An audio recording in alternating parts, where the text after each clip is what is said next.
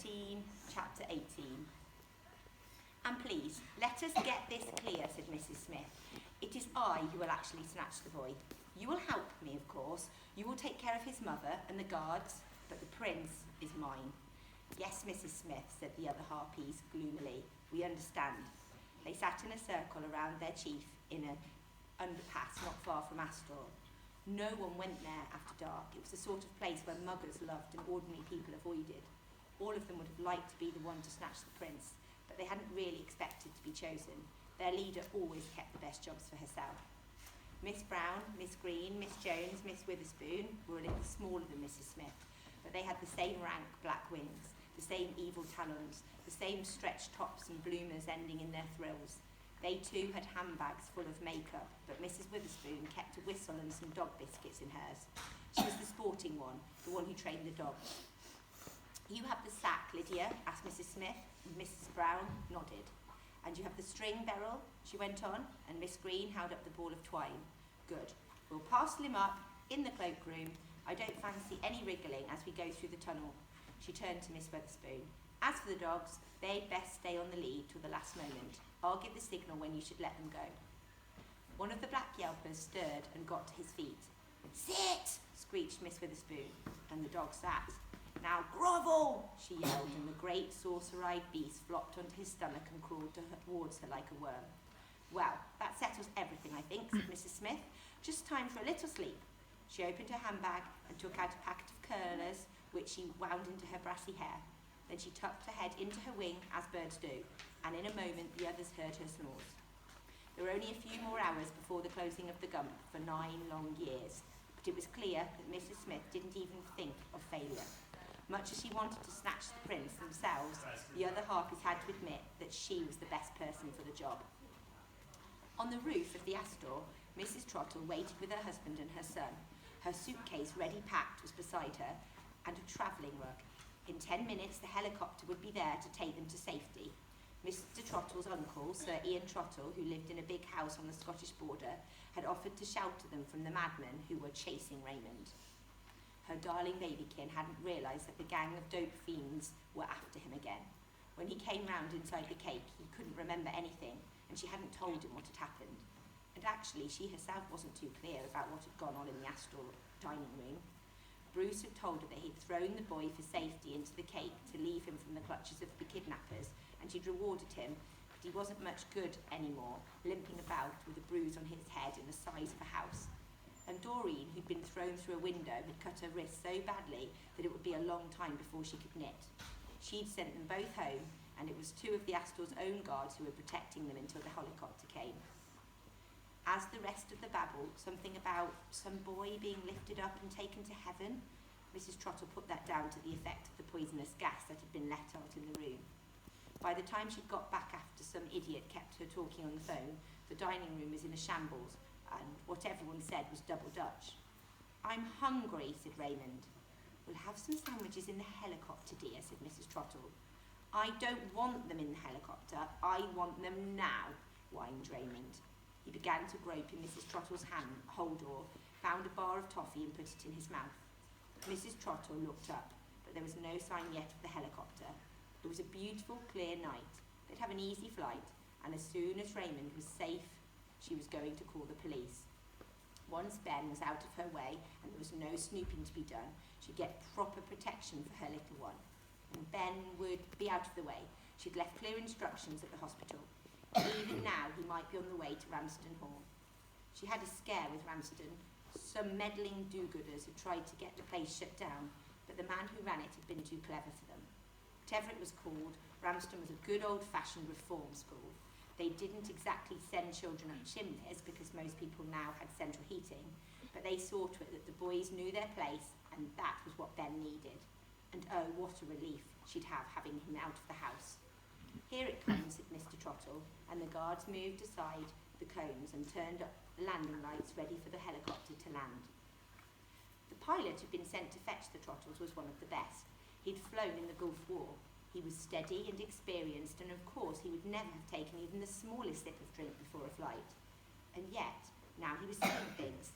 He was seeing dogs, which meant that he was going mad because you did not see dogs in the sky. You didn't see stars blotted out by threshing tails. You didn't see grinning fangs staring in at the cockpit. The pilot shook his head. He closed his eyes for an instant, but it didn't help. Another slobbering face, bared teeth and saucer eyes had appeared before him. There were more of them now, 3, 4, 5. There couldn't be 5 dogs racing through the sky, but there were, and they were coming closer. He dipped suddenly, expecting them to be sliced by his propellers, but they weren't. Of course they weren't, because they didn't exist. High above him, Mrs. Witherspoon, her handbag dangling, encouraged the pack. "Go on, see him off," she shouted. "Faster, faster!" Excited by the chase, the dogs moved in. Sparks came from their eyes. Spittle drooped from their jaws. The pack leader threw himself at the cockpit window.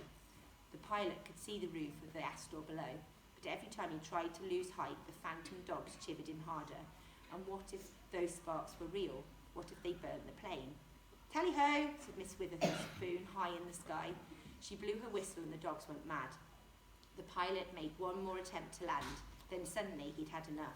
The Astor could wait, and so could the people who'd hired him. The Trottles, staring at the helicopter's light as it came down, saw it rise again and vanish over the rooftops. "Now what?" said Mrs. Trottle peevishly. She was soon to find out. The people of London had forgotten the old ways. They'd heard of the baying of the phantom yelpers in the sky, and now they could smell the evil stench that came in with the night air. But they spoke of drains, of blocked pipes, and shut their windows, and the harpies flew on. "Yuck," said Roman, chewing his toffee bar. "It stinks. I feel sick." "Well, my little noodle pie, I did tell you not to eat sweets before." Then she broke off, and all the Trottles stared upwards. "My goodness," Mr. Trottle staggered backwards. "What are they? Ostriches? Vultures?" The gigantic birds were losing height. They could see the talons of the biggest one now caught in the landing lights, and they could see other things. But bloomers," babbled Mrs. Trotters. For frills." "Shoot, can't you?" yelled Mr. Trottle at the guard. "What are we paying you for?" The guard lifted his gun. There was a loud report, and Mrs. Smith shook out her feathers and smiled. The wings of harpies had been arrow-proof and bullet-proof since the beginning of time. "Ready, girls?" she called. The second guard lifted his gun, and they drooped it and then dropped it and ran screaming back into the building. He had seen a handbag and could take no more, and the harpies descended. Each of them knew what to do. Miss Brown landed on Mrs. Trottle, who had fainted clean away, and sat on her chest. Miss Green picked up the remaining guard and threw him onto the fire escape. Miss Jones pinned the gibbering Mr. Trottle against the wall. Only Raymond still stood there, his jaws clamped so hard in his treacle toffee that he couldn't even scream. And then he stood there no longer. By the evening of the 9th day, the rescuers could put off their return no longer, but as they made their way to King's Cross Station, they felt sadder than they had ever felt in their lives. To come back in disgrace like this, to know that they had failed. Odge, trudging along with the mistmaker's suitcase, was silent and pale, and this worried the others. They'd expected her to rant and rave and stamp her feet when Ben once more refused to come with them. But she had behaved well, and this was not like her. If Odge was sickening for something, that really would be the end. They had waited till the last possible moment to make sure Ben was completely recovered from the blow to his head. He'd kept telling them he was fine. He'd helped them to clear up the summer house, sweeping and tidying with a will, and that had made the parting worse because they'd remembered the moment when they first saw him in the basement of Trottle Towers. How happy they'd been that they thought he was the prince. How certain that they could bring him back. But there'd been no changing Ben's mind. He would not leave his grandmother. "She's having an operation," he said. "I can't leave her to face it alone. Maybe I can come down next time when the gump opens again." He'd turned away then, and they knew how much he minded. But Odge hadn't lost her temper the way she'd done before. She just shrugged and said nothing at all. The ghosts were waiting on platform 13. They looked thoroughly shaken, though. It was hours since the harpies had come through on their way to rescuing Raymond. "I tell you, it was the armies of the dead," said Ernie.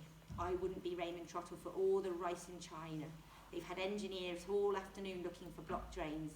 And indeed, the harpies' vile stench still lingered. Even the spiders on the stopped clock looked stunned. Now it was time to say goodbye, and it was hard. The ghosts and the rescuers had become very fond of each other in the 9 days they'd worked together. But But when Cor asked them if they wouldn't come through the gump, they shook their heads. Ghosts is ghosts and islanders in islanders, said Ernie. And what would happen to the gump if we weren't here to guard it? But the ogre was looking anxiously at the station roof. I think we go now, he said. I wish not to be under the smelling ladies when they return. No one wanted that. No one, for that matter, wanted to see the prince brought back in the harpy's claws like a dead mouse. They went through into the cloakroom and shook hands. Even the ghost of the train spotter was upset to see them go. Please, could you take the mistmaker's suitcase for me, said Odge suddenly. My arm's getting tired. Gerkie nodded and Odge went forward to the opening. I'll go ahead, she said. I'm missing my sisters and I want to get there quickly. It says a lot about how weary and sad the rescuers were, that they believed her. When he came into the ward, Ben saw that the curtains were drawn round Nanny's bed. Had she had the operation? He asked the nurse. It was Celeste, the one with the red nose in her hair, the one with the red rose in her hair, whom everyone loved. No, dear, she's not going to have the operation. She's very ill, Ben. You can sit with her quietly. She'd like to have you there, but she may not say much. Ben drew aside the curtain. He could see at once that something had happened to Nanny. Her face was tiny. She looked as though she didn't really belong here anymore. But when he pulled a chair up beside the bed and reached for her hand, the skinny brown flake fingers closed tightly around his own. Foiled him, said Nanny in a surprisingly clear voice. About the operation, do you mean? That's right. Going up there full of tubes. Told them my time was up. Her eyes shut. They fluttered open once again. The letter. Take it, she whispered. Go on now. Ben turned his head and saw a white envelope with his name on it lying on her locker.